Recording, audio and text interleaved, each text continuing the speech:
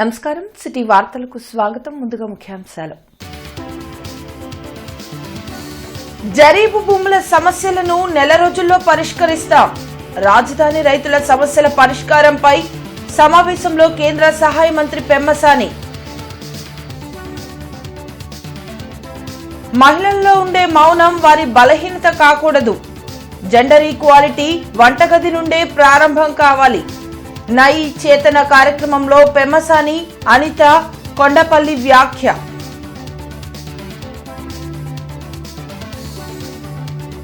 పులులు సింహాలు అన్న వాళ్లు గ్రామ సింహాలయ్యారు. కొడాలి నానిపై మంత్రి వాసంశెట్టి వ్యంగ్యాస్త్రాలు.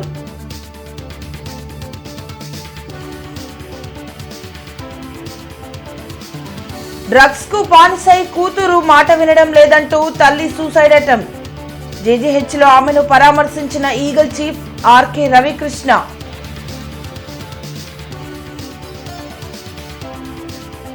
శంకర్ విలాస్ 6వ బి పనులను పరిశీలించిన వైసీపీ నేతలు. విజన్ లేకుండా బ్రిడ్జ్ నిర్మిస్తున్నారు. మాజీ మంత్రి అంబటి ధ్వజం. ఇంటర్నెట్ చరిత్రలో సంచలనం సిటీ బ్రాడ్బ్యాండ్. ఇప్పుడు ఇంటింటికి ఇంటర్నెట్, సిటీ నుంచి గ్రామం వరకు అదే స్పీడ్. మీరు ఈ రోజే సిటీ బ్రాడ్బ్యాండ్ కుటుంబంలో చేరండి. రాజధాని గ్రామాల్లో లంక భూముల ఇష్యూ క్లియర్ అయిందని కేంద్ర సహాయ మంత్రి పెమ్మసాని చంద్రశేఖర్ తెలిపారు. సిఆర్డీఏ ప్రధాన కార్యాలయంలో త్రిసభ్య కమిటీ సమావేశం నిర్వహించింది.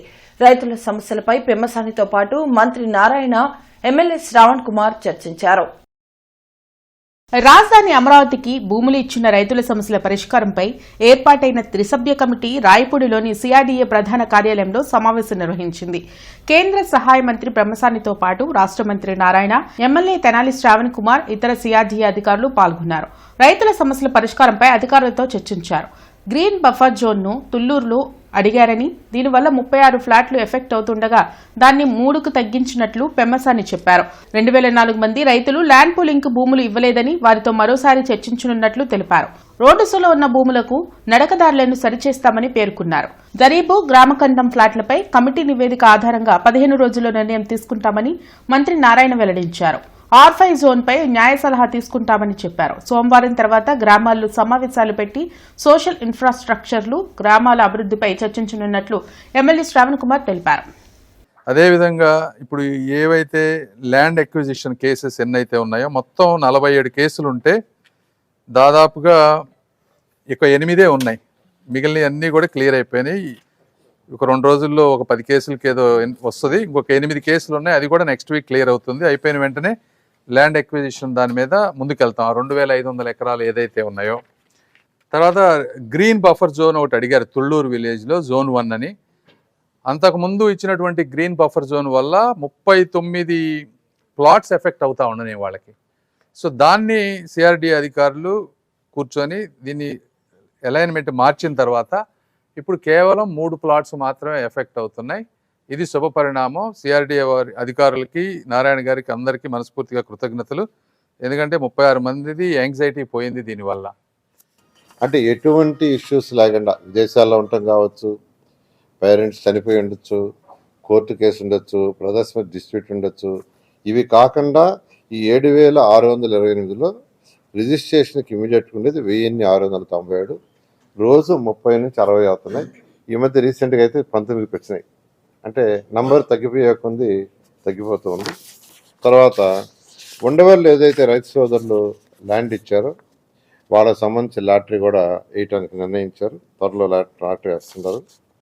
తుళ్లూరులో కేంద్ర రాష్ట్ర ప్రభుత్వాల ఆధ్వర్యంలో నై చేతన కార్యక్రమం జరిగింది. జెండర్ ఈక్వాలిటీపై నిర్వహించిన కార్యక్రమంలో కేంద్ర సహాయ మంత్రి పెమ్మసానితో పాటు రాష్ట్ర మంత్రులు వంగలపూడి అనిత, కొండపల్లి శ్రీనివాస్, ఎమ్మెల్యే తెనాలి శ్రావణ్ కుమార్ పాల్గొన్నారు. మహిళల్లో ఉండే మౌనం వారి బలహీనత కాకూడదని కేంద్ర సహాయ మంత్రి పెమ్మసాని చంద్రశేఖర్ అన్నారు. తుళ్లూరులో కేంద్ర రాష్ట్ర ప్రభుత్వాల ఆధ్వర్యంలో నయీ చేతన కార్యక్రమం నిర్వహించారు. పెమ్మసానితో పాటు రాష్ట్ర మంత్రులు వంగలపూడి అనిత, కొండపల్లి శ్రీనివాస్, ఎమ్మెల్యే తెనాలి శ్రావణ్ కుమార్, ఉన్నతాధికారులు పాల్గొన్నారు. మహిళలకు రక్షణ కావాలనిపించినప్పుడు వెంటనే 181కి కాల్ చేయాలని పెమ్మసాని సూచించారు. దేశంలో లింగ వివక్షను ఎదుర్కొనేందుకు పరిష్కారంగా ప్రధాని మోడీ ఈ కార్యక్రమాన్ని చేపట్టారని తెలిపారు. జెండర్ ఈక్వాలిటీ అనేది వంటగది నుంచి ప్రారంభం కావాలని హోంమంత్రి అనిత చెప్పారు. సమానత్వం అనేది చిన్నతనం నుంచి అలవాటు కావాలని, అది ఇంటి నుంచే మొదలవ్వాలని మంత్రి కొండపల్లి శ్రీనివాస్ అన్నారు. జెండర్ రీసోర్స్ సెంటర్స్ నయీ చేతన ఈ కార్యక్రమం అంటే సమాజంలో మహిళలపై జరుగుతున్నటువంటి వివక్ష గురించి మాట్లాడేటువంటి కార్యక్రమం ఇది. అంటే చైల్డ్హుడ్లో వివాహాలు జరగటం కానీ, గృహహింస డొమెస్టిక్ అబ్యూస్ కానీ, డౌరీ ఇష్యూస్ ఉండటం కానీ, సెక్షువల్ హెరాస్మెంట్ చేయటం కానీ, ఇటువంటి వాటిని వచ్చినప్పుడు సమాజంలో మహిళలు ఏ విధంగా వాటిని ఎదుర్కోవాలి అనేటువంటి ఒక ముఖ్య ఉద్దేశం.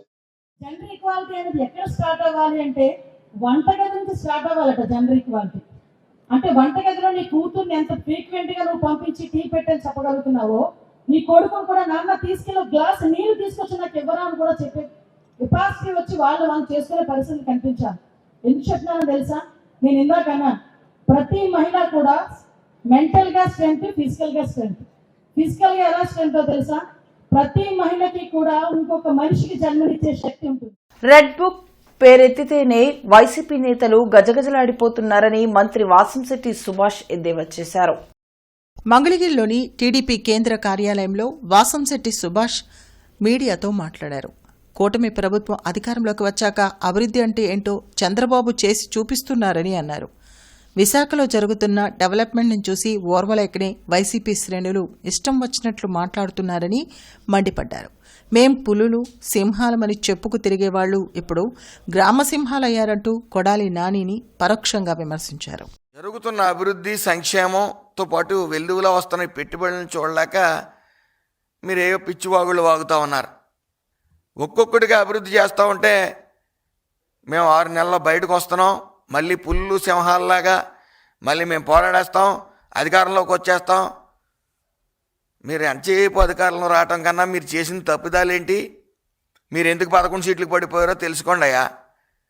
ఆ రెడ్ బుక్ అనగానే మడిచి ఎక్కడో పెట్టుకోండి అని కామెంట్స్ చేయటం, ఈరోజు రెడ్ బుక్ ఓపెన్ చేసేస్తున్నారు అంటే డైపర్లు వేసుకుని తిరగటం. సింహాలు అప్పుడే సింహాలు, ఇప్పుడు గ్రామ సింహాలు. మేకపోతూ గాంభీర్యం నటించటం, ఎందుకు ఈ కష్టాలన్నీ మీకు? మళ్ళీ యోగా ఘనంగా మన రాష్ట్రంలో నిర్వహిస్తే మీరు ఎగతాళి చేయటమా? అవన్నీ చంద్రబాబు నాయుడు గారు చాలా విజనరీ ఉన్న నాయకుడు. లోక్ అదాలత్ల ద్వారా కేసుల పరిష్కారంకు కక్షిదారులు ముందుకు రావాలని గుంటూరు జిల్లా ప్రధాన న్యాయమూర్తి సాయి కళ్యాణ్ చక్రవర్తి సూచించారు. జిల్లా న్యాయస్థానంలో జాతీయ లోక్ అదాలత్ జరిగింది.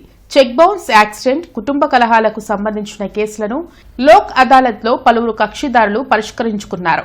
మీడియేషన్ ద్వారా చాలా కేసులు పరిష్కారమయ్యే అవకాశం ఉందని, కక్షిదారులు ఈ అవకాశాన్ని వినియోగించుకోవడం ద్వారా న్యాయస్థానం విలువైన సమయంతో పాటు కక్షిదారుల ఖర్చులను తగ్గించుకోవచ్చని సాయి కళ్యాణ చక్రవర్తి తెలిపారు.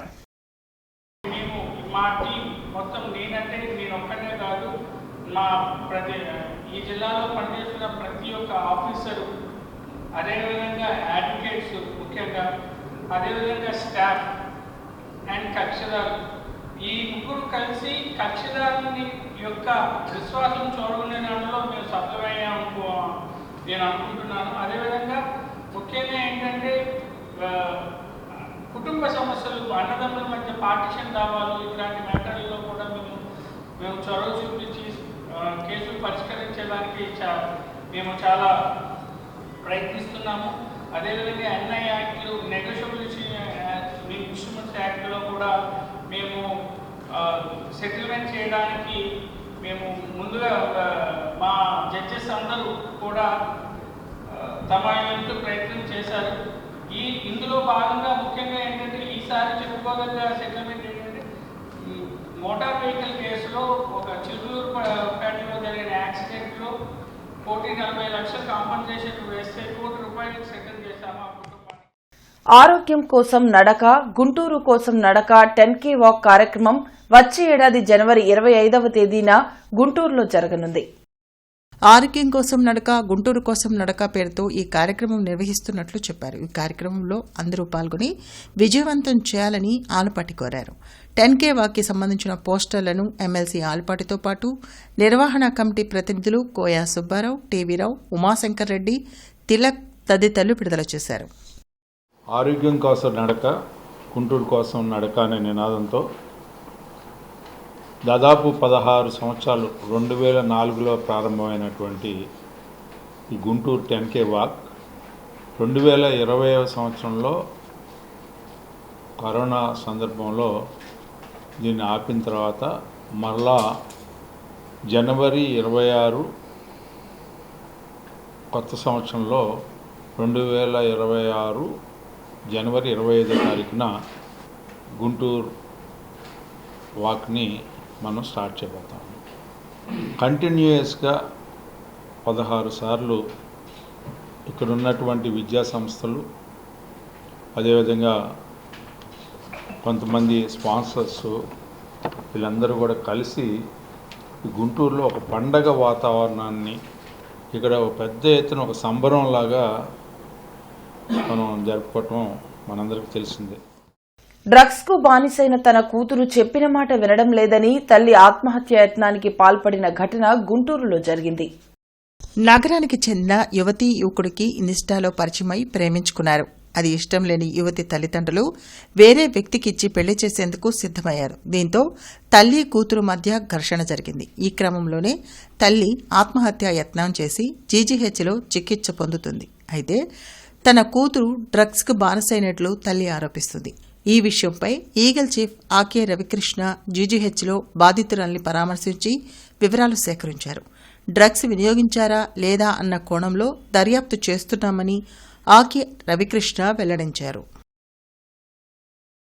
7వ వార్డ్ డీమార్ట్ వద్ద 27 లక్షలతో జరుగుతున్న సీసీ రోడ్ మరియు డ్రైన్ల నిర్మాణం పనులను డిప్యూటీ మేయర్ షేక్ సజీలా, మాజీ standing committee chairman Shaik Shaukat పరిశీలించారు. కూటమి ప్రభుత్వం ఆదేశాల మేరకు ఈ పనులను నిర్వహించినట్లు సజీలా తెలిపారు. ఆకస్మికంగా జరుగుతున్న పనులను పరిశీలించారు. పనిలో నాణ్యత లోపాలు లేకుండా చూడాలని కాంట్రాక్టర్ మరియు నగరపాలక సంస్థ అధికారులను డీఏఏఈలకు తగు సూచనలు ఇచ్చారు. ఈ కార్యక్రమంలో స్థానిక ప్రజలు, కూటమి నాయకులు, టీడీపీ, జనసేన, బీజేపీ కార్యకర్తలు పాల్గొన్నారు.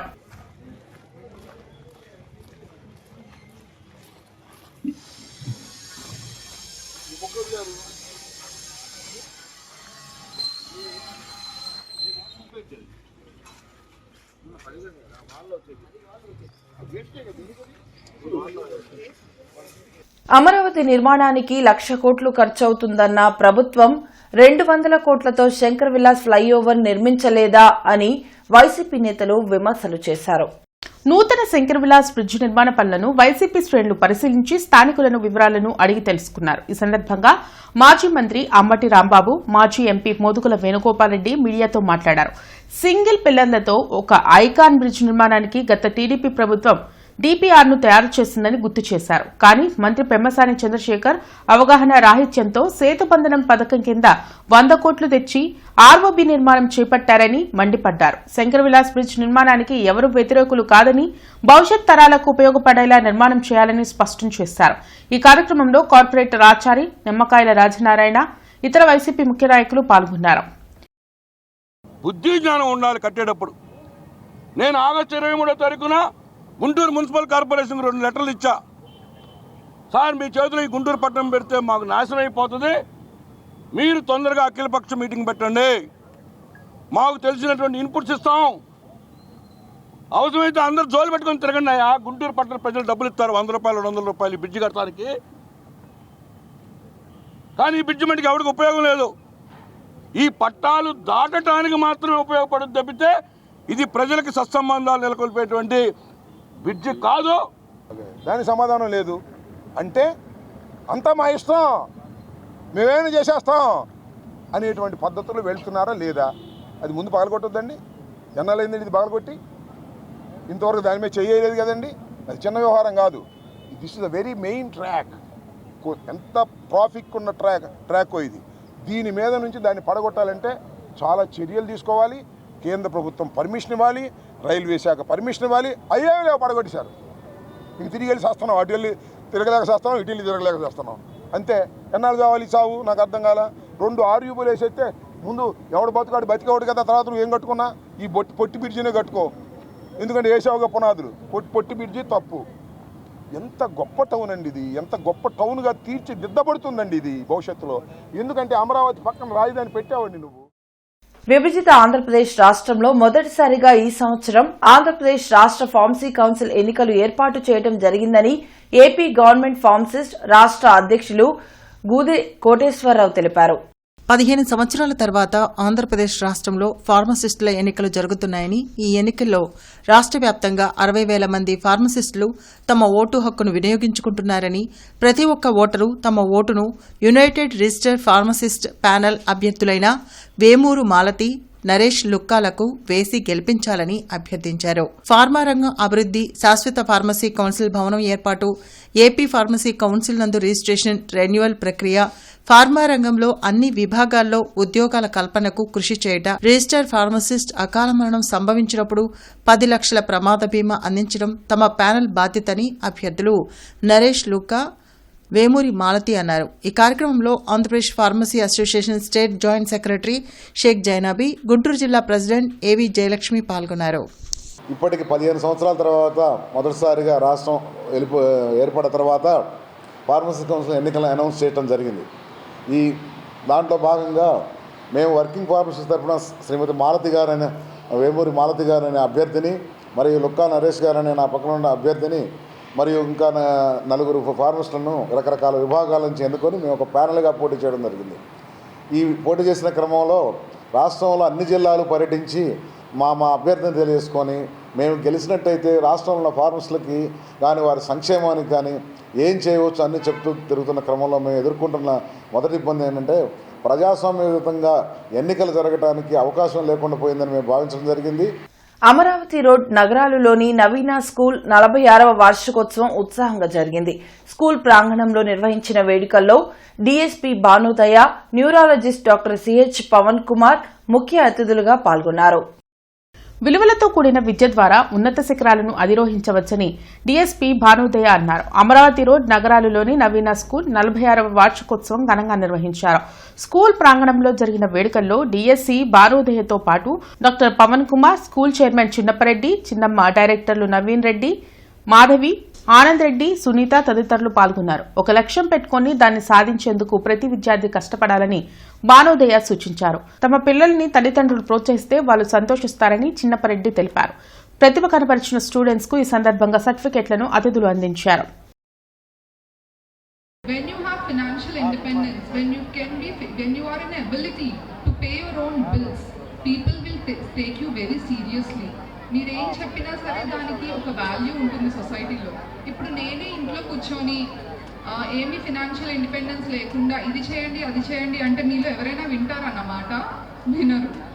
But I got into this service, not just into this service, any other service or any other job, be financially independent. People will take you seriously. This like మీరు రాసుకోండి ఎక్కడ మీకు వీలైతే అక్కడ, like print it in your mind. When you're financially independent, people will take you seriously. People give value to what you say. People ask for your opinions, for your ideologies. Brindavan gardens లోని ఎన్టీఆర్ స్టేడియంలో Oxford school 27వ sports meet కార్యక్రమం జరిగింది. గత 27 సంవత్సరాలుగా sports meet నిర్వహిస్తున్నామని విజయభాస్కర్ రెడ్డి వెల్లడించారు.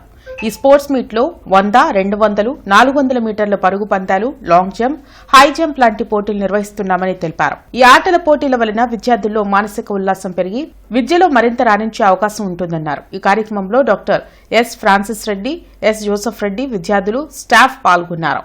The most successful people in any field, whether it is academics or sports or scientific research or business or even in sports, in every field, when a person has that never give up attitude, that person will definitely be successful.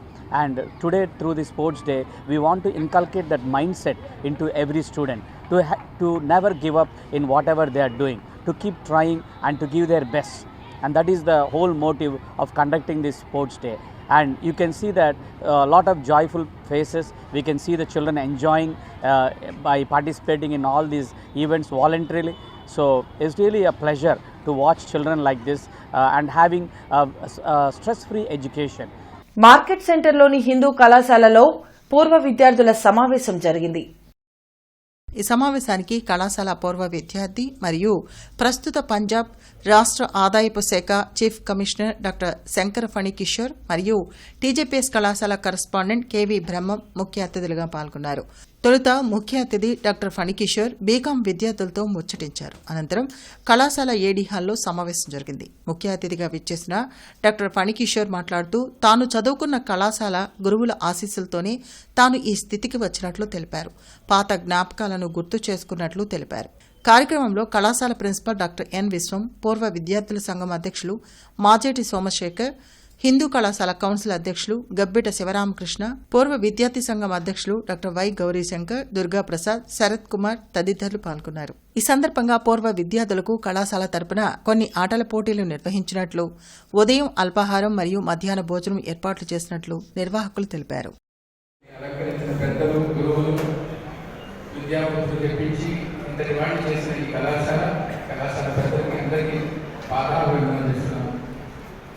ఈ సభలో నాకంటే ముందు college పునాదులు వేసిన వ్యక్తులు ఉన్నారు.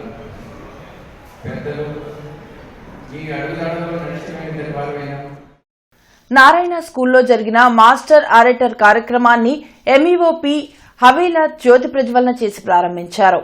SN కాలనీలోని నారాయణ స్కూల్లో అన్ని బ్రాంచ్ల నుంచి అరేటర్లను సెలెక్ట్ చేసి గ్రాండ్ ఫినాలే నిర్వహిస్తున్నామని ఏజీఎం కె విజయబాబు వెల్లడించారు. విద్యార్థుల్లో లీడర్షిప్ క్వాలిటీ పెంచేందుకు, స్కిల్స్ డెవలప్ చేసేందుకు ఈ కార్యక్రమం నిర్వహిస్తున్నామని తెలిపారు. ప్రతి సంవత్సరం మాస్టర్ అరేటర్ కార్యక్రమాలు టౌన్లోని అన్ని బ్రాంచ్ల్లో నిర్వహిస్తామన్నారు. ప్రతిభ కనబర్చిన విద్యార్థులకు మెమెంటోలు అందిస్తామన్నారు. ఈ కార్యక్రమంలో ఆర్ఎన్డీహెచ్పి వాణి, వెంకటేశ్వరరావు, సిహెచ్ శిరీష, బేబీరాణి, సుహాసిని, షమీన్ తదితరులు పాల్గొన్నారు. నారాయణ స్కూల్స్కి సంబంధించి టౌన్లో, గుంటూరు టౌన్లో ఉన్న అన్ని బ్రాంచెస్ నుంచి ద బెస్ట్ ఆరేటర్స్ని సెలెక్ట్ చేసి for all these best orators we're conducting a special program called MOC grand finale. So ఈ గ్రాండ్ ఫినాలేలో around 108 students of all the town branches are going to contest and the winners will get the prizes as per segment wise. So just want to thanks to the management for providing such a beautiful program which improves the leadership skills as well as the daring skills of all the students.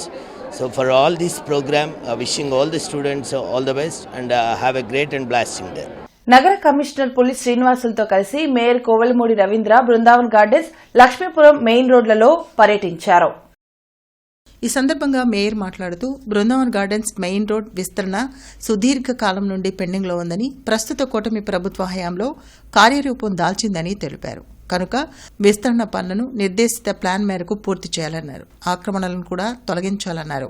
అనంతరం commissioner పులి శ్రీనివాసులు మాట్లాడుతూ Brindavan garden centre నుండి Vidyanagar main రోడ్కి, connectivity రోడ్కి ఇరువైపులా డ్రైన్ల నిర్మాణానికి అనుమతులు మంజూరు చేశామని తెలిపారు.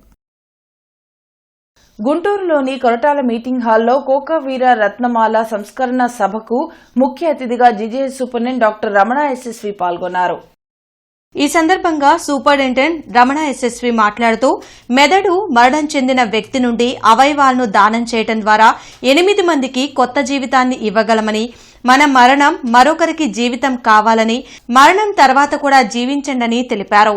ప్రధాన వక్తగా హాజరైన అఖిల భారత శరీర అవయవదాతల సంఘం వ్యవస్థాపకులు గూడూరు సీతామహాలక్ష్మి మాట్లాడుతూ తెలుగు రాష్ట్రాల్లో 9 కోట్ల మంది ప్రజానీకం ఉంటే 2023లో కేవలం 100 మంది మాత్రమే శరీర అవయవదానాలు చేశారన్నారు. కులమత రాజకీయాలకు అతీతంగా శరీర అవయవదానాలను ప్రతి ఒక్కరూ ప్రోత్సహించాలని కోరారు. ఈ కార్యక్రమంలో జనచైతన్య వేదిక రాష్ట్ర అధ్యక్షులు వల్లంరెడ్డి లక్ష్మణ్ రెడ్డి, డాక్టర్ సి హారిక, ప్రముఖ న్యాయవాది పి స్వరూపారాణి, డాక్టర్ యోగిత, మానవతా chairman Pavuluri Ramesh, secretary K Satish, మానవతా నేతలు చావా శివాజీ, చాగలక్ష్మి సామ్రాజ్యం తదితరులు పాల్గొన్నారు.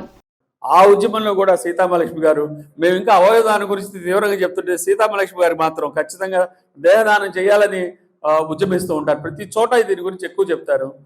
అదిగో ఆ మాతృమూర్తి రత్నమాల గారు ఇవాళ రోజున ఆ ఉద్యమంలో ఆమె చనిపోయిన తర్వాత ఆమె తెలియకుండా సీతామహాలక్ష్మి గారికి ఒక ఉద్యమ స్ఫూర్తిగా నిలిచారు. వారికి మనము నిజంగా అయితే నివాళులు అర్పించాలి, మనము మనస్ఫూర్తిగా నివాళులు అర్పించాలి. నిజంగా అలాంటి ఒక గొప్ప మహిళలే అన్నిటికీ ముందొస్తారు. నిజంగా చెప్పాలంటే సిగ్గుచేటుగా ఉంది. సరే, స్పెయిన్లో అయితే అందరూ ప్రతి వాళ్ళు కూడా ఆర్గాన్ డోనర్సే. మనకి ఇండియాలో ప్రతి వాళ్ళు కాదు. ఈజీగా చెప్పుకోవచ్చు అసలు సింపుల్గా. ఇప్పుడు ఇందా చెప్పారు లక్ష్మణరావు గారు, 50 మంది కూడా ఇవ్వట్లేదు సమంగా మన ఆంధ్రప్రదేశ్లో 500 కోట్ల మందిలో. Andhra Pradesh industrial development corporation chairman Degala Prabhakar ఆధ్వర్యంలో సెమీ క్రిస్మస్ వేడుకలు అర్బన్ టీడీపీ కార్యాలయంలో ఘనంగా జరిగాయి. ఈ వేడుకలకు డేగల ప్రభాకర్ ముఖ్య అతిథిగా హాజరయ్యారు. సందర్భంగా కేక్ను కట్ చేసి అందరికీ శుభాకాంక్షలు తెలిపారు. క్రిస్మస్ సందర్భంగా క్రీస్తు ఇచ్చిన సందేశాన్ని పాస్టర్లు వివరించారు.